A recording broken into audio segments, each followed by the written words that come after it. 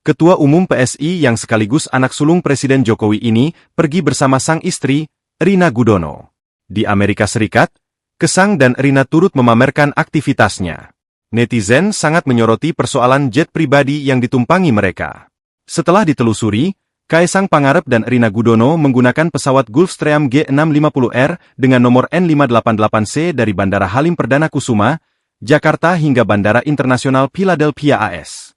Biaya sewa atau charter pesawat Gulfstream G650R sebesar 8,67 miliar rupiah. Tanggal perjalanan pada 18 hingga 21 Agustus 2024 dengan jarak 16.276 km. Biaya charternya $556.305 atau sekitar 8,67 miliar rupiah, kurs Rp15.600 per dolar AS. Tulis akun _Trendasia_orang dikutip Minggu, 25 Agustus 2024.